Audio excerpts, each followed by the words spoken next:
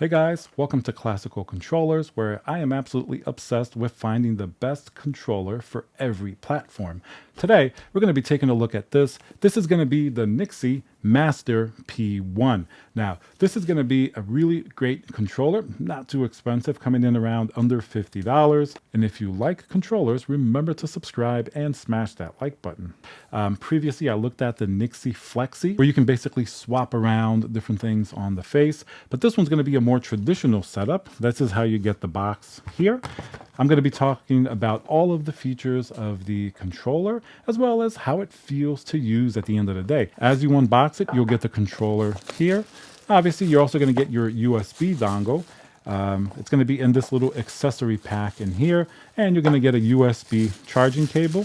And as you take it out, you have your little protectors for the thumbstick. I've already tested this and taken it out, but I try to put it back in the same way. So as you can see, it looks similar in design to what you would say an Xbox controller is, for example. Looking at it, this one is just, pretty straightforward. You have the white buttons here. Let's talk about the aesthetics. You have your nice white, just lettering on the buttons, but they're black behind it. Everything else is pretty much black, so a nice monochromatic design. And then here, basically just like an Xbox button, but you see that? Talking about aesthetics, you get some nice RGB. That's really, really nice. The button itself, and then you have on the grips, on the left and right, you have that little nice design as well. So let's talk about the front of the controller. So your two thumbsticks, these are going to be Hall effect. So that's a big plus. So stick drift is not going to be something you're likely to experience. Hall effect sticks definitely make that, not that it's impossible, but it makes it a very, very small possibility. You're also going to be listening to the controller a lot because I love the tactile feel. So throughout the video, you'll be listening to how it sounds like. That way you can get a pretty good idea. This is how the sticks sound like when you push them in. It's nice, very standard. They're not very hard to push in, but maybe they might be a little bit tougher than, say, the stock Xbox controller, or a little bit more actuation force, I should say. But it feels good, and sometimes you do want that.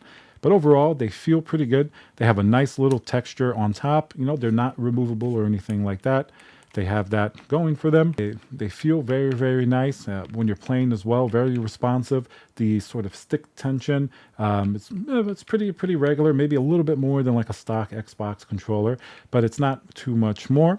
So in terms of the thumbsticks, excellent that they have Hall effects. So that's a really, really good start. So now let's go to the face buttons. A, X, Y, B, pretty much exactly like an Xbox controller, even though this is also compatible with the Switch and obviously, iOS and Android and things like that. These four face buttons are going to be, a regular membrane system. So it's not a micro switch or an Omron switch as some more advanced controllers, for example.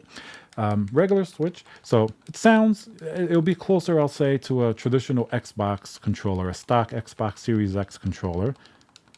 Very similar. They feel very good. They actuate very nicely.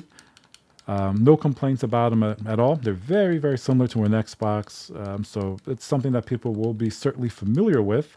And, it looks pretty good. The texture feels nice. No complaints at all. They're pretty much what you would expect on a controller of this price point, and with these type of features. But the D-pad, listen to that. That's going to be different. That's a lot more tactile, almost like, like a micro switch. So the D-pad is really satisfying. This D-pad is fantastic. It's not mushy. It's not unresponsive. So you can move around very, very nicely. This would be, fantastic for fighting games or any games that you really want to use this. And just moving around through menus sounds really, really nice. Really, really fantastic. So the D-pad, really, really unique and good. Sounds better than, of course, the stock Xbox D-pad, which that one is tactile, but that one's a little loud, maybe a little bit less refined. This, you can go really fast if you ever have to in the game, but it just feels good as well, and that's sometimes very important. And then you're going to have the three buttons here. Basically, like your menu settings buttons, just like on an Xbox controller. So that's all pretty self-explanatory. And then obviously a really cool feature you do have right on the bottom here. This is going to be a one-touch mute button, and then you can see below you have for the volume up and volume down. So that's really cool. Some controllers have this now, like the Scuff Envision Pro, for example. You have the different mappable keys on the bottom. Be able to adjust the volume when you're playing a game on your controller is really cool. I wish more controllers did this. So that's awesome. You can mute it, adjust the volume. You don't have to go in your headset. Sometimes it's hard to find the little knob on your headset if you're using that, or your speaker. You got to move around. So that's certainly very, very cool. And then in terms of the front, just as we go up to the top, you're going to see there's that little attachment. That's for like a phone holder. So if you want to play mobile like this, you have a little phone attachment. A lot of controllers have this now. So it's something you can put there, and you can use it on a mobile device and almost play it like a handheld. So that's certainly pretty cool. Now, the bumpers, they're pretty tactile. They don't have a loud snap or anything like that. But overall, very, very nice bumpers. They feel, once again, very similar to Xbox buttons. The Xbox one may be a little snappier when it actuates, but these are responsive. They're pretty quiet. This isn't a very noisy controller. I would say the decibel level, if you will, a little bit under a stock Xbox controller, if we're comparing to that. But then the party really happens, and this is going to be probably my favorite feature of the controller. That's going to be on the triggers. This has adjustable triggers where, look, this is just regular. You have the full pull. So let's say you're playing a racing game or something like that. You can set it to that. And once again, it sounds very similar to a stock Xbox controller, which is a good thing because that controller is nicely designed and ergonomically feels fantastic as well. So you can hear that's normal, but there's a switch on the back here where you put it up, and all of a sudden, you have a micro switch. Listen to that. Just like this is a mouse. Listen to the mouse. Now, the controller. So similar idea there with the micro switch. Extremely satisfying. The actuation distance is absolutely perfect.